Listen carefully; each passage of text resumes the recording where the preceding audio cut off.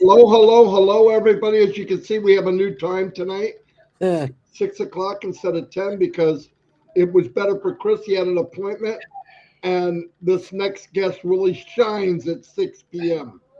Really shines at 6 p.m. You all know who she is, guaranteed.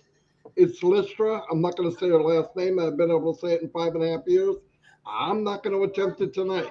But anyway, one of my favorite people, unbelievable lady. I'm so glad she's here. She's got a wonderful sister also. You know her. Everyone knows her. Anyway, Chris is going to introduce her, and we're going to shine the light on the one and only Lystra. Go ahead, Chris. Well, you're going to make me say her last name. Good afternoon, Brother Marty. I love you.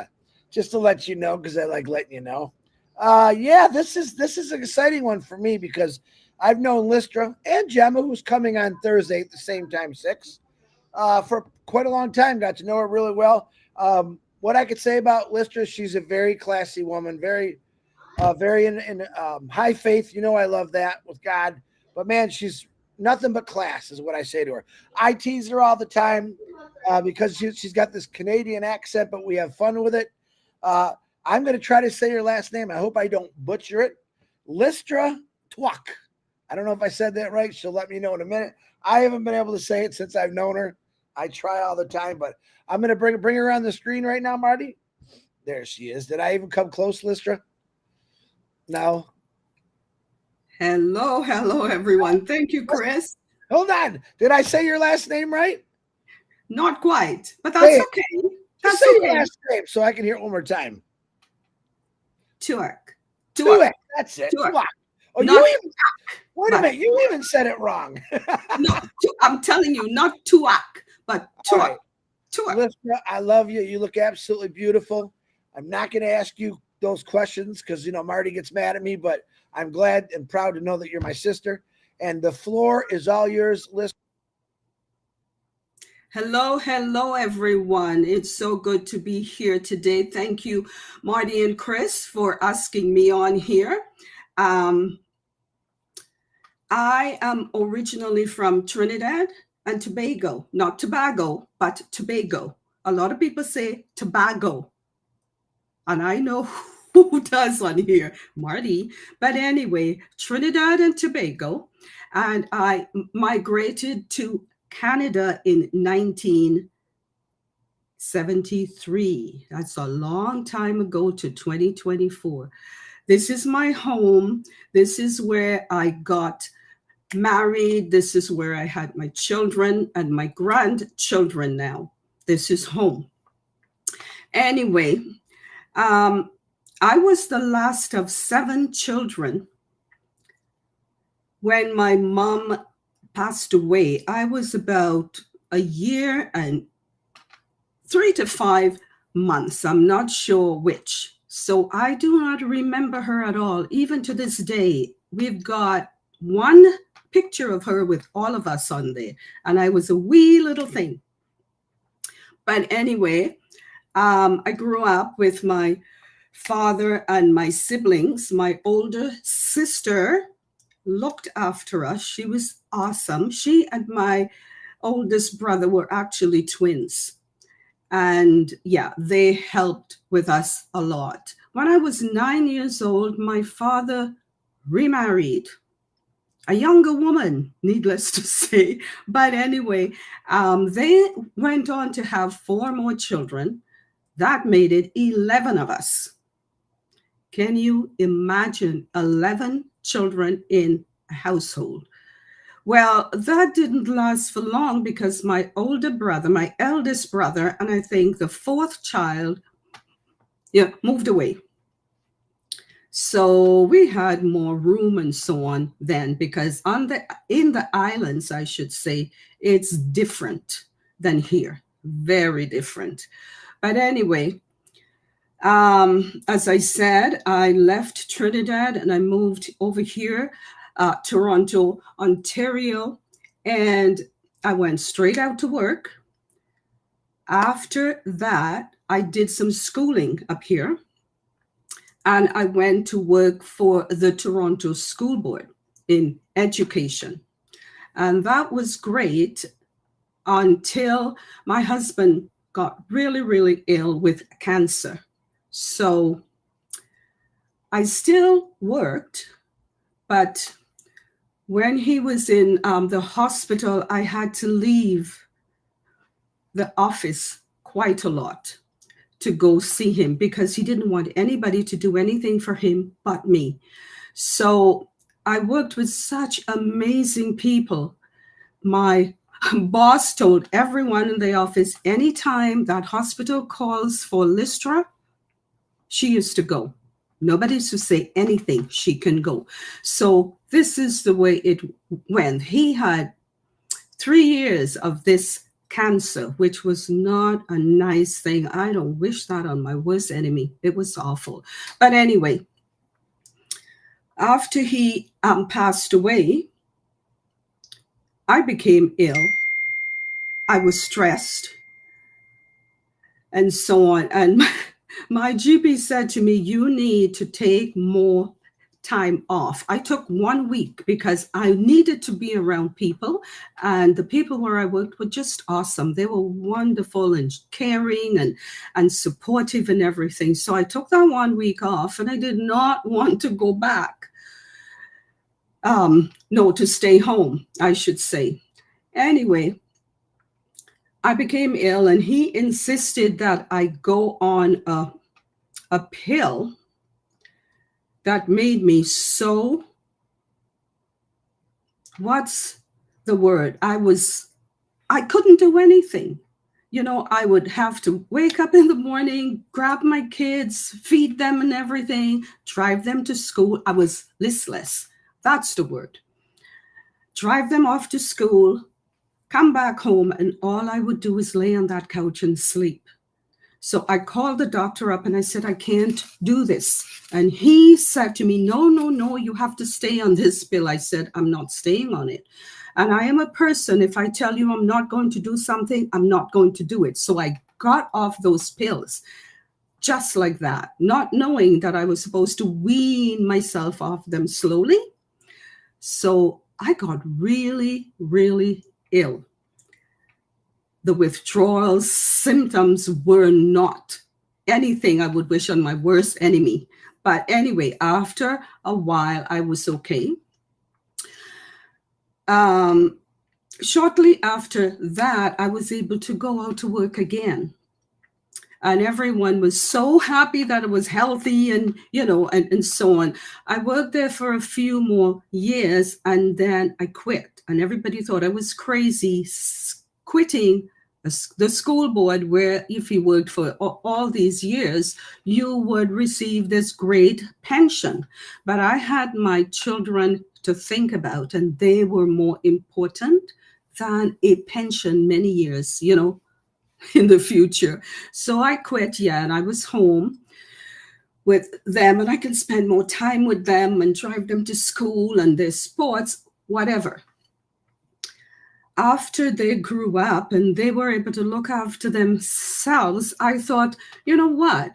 I had done a cosmetology course in between there. And I said, you know what? I always loved doing hair. I would be playing with siblings' hair and cousins and so on. So I wanted to go do hair. So I went to hairdressing school.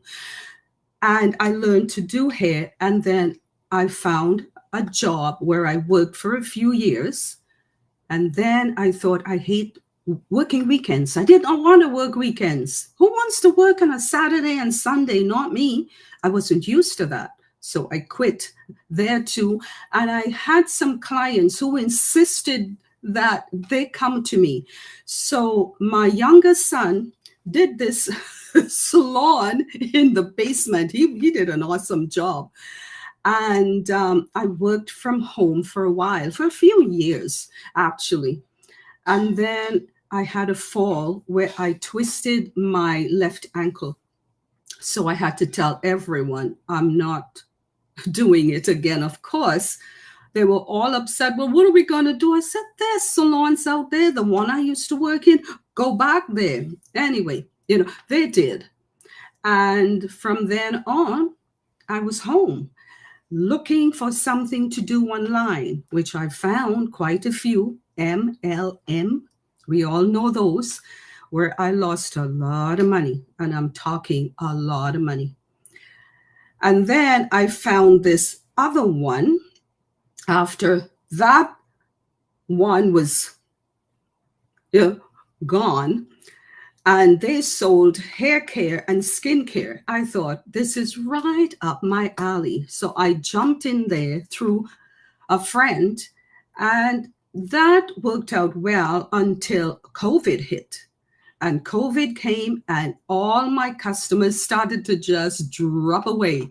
And I thought, uh-oh, here we go again. But I understood. They all reached out to me and said, I cannot afford this anymore. I can't. So I said, okay, it's all right. I understand. So then my friend, Helen, reached out to me with this and said, Lystra, I found this company. This is what I've been praying for all my life. I want you to have a look at a few videos. And she sent them to me. And I said, okay. So she, I took a while before I actually look at them. And, she called me up a week or two afterwards. And I said, no, I haven't looked at them. She says, Lystra, please look at them. This is amazing. So I said, okay. And I looked at them, and it was from Jeffrey and Mike Ellis. And I looked at them, and it didn't quite hit me even then. But I thought, okay, I'll join. It seems to be something real. What I needed to do was go back and look at them again a few times. And that really began to sink in. So then I thought, okay, this looks good. Sign me up. And she says, no, you have to go do this yourself. No one touches your credit card. That was a godsend to me. So I did everything, but I still didn't know how to go about doing everything else. So she says, just go and look at this and read up on this and listen to this, until I met Robin Noble. And she asked me if I was attending webinars. And I said, no, I'm not. And actually that very weekend, she told me, she says, I am speaking on PNG tonight. No, it was the Friday. So she said, tomorrow night. And I thought, midnight, tomorrow night? I don't think I can make that. I'll try though. But I did not go on. But the following weekend I did. And you guys know that the rest is history. I never stopped attending PNG webinars. I found it, it was late. I would be in my PJs in my bed, and I brought my laptop next to me, put it on the night table, and I would look at it from there. And I enjoyed it. The people in PNG are amazing. What they go through, but yet the love they have for each other, the love they have for everyone else, and the caring attitude, even though life is so hard for them, they still showed up. They still wanted to be involved. They still wanted to do something that would help them along the way. And they needed the help then. They need it now too, as we all know. But anyway, that was all great. So after doing all of that, I never, ever stopped attending webinars. I used to be on just about every webinar, as you guys know. And I met so many wonderful people. From around the globe. In the other businesses I was in, there was no way you would meet anyone, especially the CEO. Now, Mufareh, he's one in a million, as we all know, not only up here, He's a genius as well. But who comes out all the time and talk to people in his company? No other CEO would really do it unless they were having a big event. They wouldn't. But Ash would jump on here, jump on there, and he knows a lot of us by name. He wants to hear from us. He wants to talk to us. Who does that? No other CEO that I know of anyway. And I knew of a few of them from the companies that I was in. But, you know, that's about all I can say really, except that Onpassive has been a part of my life since I joined. I don't want to be anywhere else. I want to be here. I want to be with the people I love. And believe it or not, I love these two on here. I tell them all the time, I love you too. I really do. You guys are amazing. You've always been. I know we all have our ups and downs. Yes, we do. But we have to learn, and I know that I do. Before all of this, I couldn't speak. I couldn't speak like this. But here I am today talking to, I don't know how many people, okay? I realize that if you don't get yourself to a certain level, you will always stay down. And others will also push you down. I wanted to soar. I wanted to climb. And I try my best to do that every day. And where else could I do what I'm doing here except in Onpassive? It's the only place for me. And I don't care what anybody else says. I listen to negative things all the time. I don't listen really, but I read it. It's sent to me and so on. And I answer most people appropriately, I believe. I try to. I am not going to pretend, okay, that I'm not where I want to be. I am exactly where I want to be. I know I'm here to stay. I know that as I keep on growing, and I know that I have a lot more to do. Okay, I used to do lives all the time, but family, sometimes, you know, they get in the way. Illnesses, and we have had our share in the family. We have had more than our share, but we rise above it. We have to. We cannot stay there and say, well, this one is sick and the other one isn't doing well. I don't have time for Onpassive. I try to make the time to be around and so on. And that is what I'm going to keep doing, because without Mufareh and Onpassive, my life wouldn't feel as full as it is now. Yes, I have my kids. Yes, I have my grandkids. But we need something else beyond that. And since I have retired, like I took early retirement, I've been home, you know, helping raise all the grandkids and, you know, taking them around the place. But now Onpassive is here to stay. It's here for me. I don't want to be anywhere else. I do not want to be anywhere else. I am here. So I want to thank Ash. I want to thank all his teams. I want to thank all you leaders that step up to the plate every day, helping us, talking to us, guiding us. Thank you all. Thank you, Marty. Thank you, Chris. That's about all I have to say, unless you have questions for me. I got a lot of questions for you, lady. How come there's not more than one Lystra T? I know you're unique, but boy, we can use another couple billion Lystra Ts. That was very good, Lystra. And I mean that. You said a couple of really things that I loved, especially about, we got our family, we love it, but sometimes there's more in our lives that just make it more exciting. If I said it the wrong way, but I knew exactly what you're saying.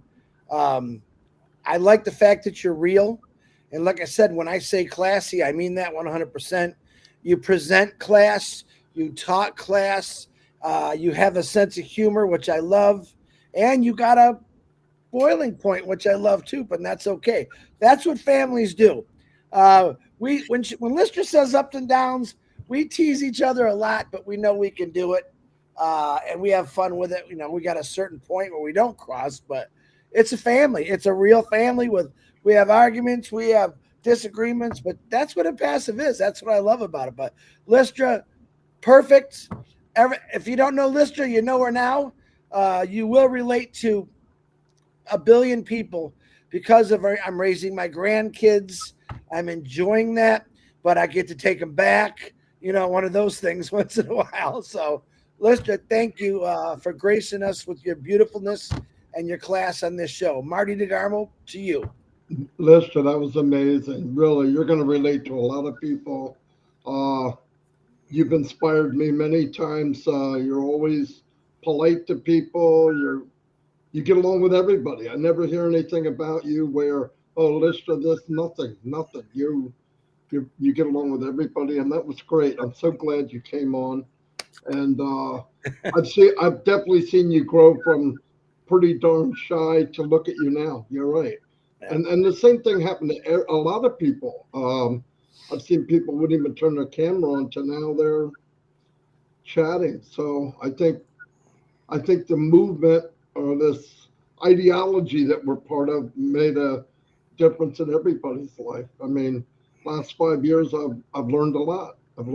Even at 64 years old, you can learn something. So, yeah.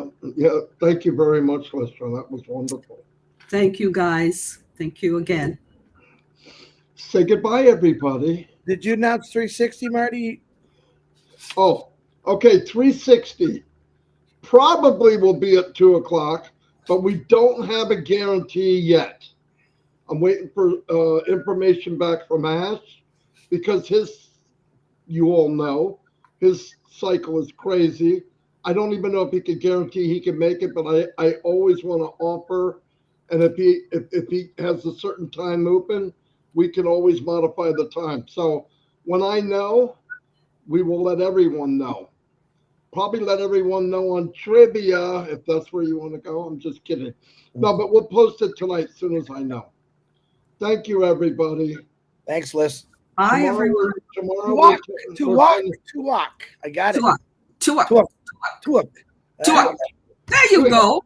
But you call me Lystra T, so keep saying Lystra T. I like Lystra T. It almost sounds like he's saying Mr. T. Mr. T. Mr. T. Anyway, we'll see you all. And tomorrow, 10 a.m. Yeah, tomorrow. Good. Yeah, tomorrow we're going to have Keith Morrison at 10 a.m. And then Thursday. Keith Morrison. Did I say his name wrong? Keith Morris? I don't know. Just will you stop? So then Thursday, we're going to have Lystra's sister, Gemma Rameke, who's just as Lystra's the calm one, and Gemma's she's the roller coaster lady. Let's put her that way. Oh my gosh, she's that'll be fun. All right. Anyway, let's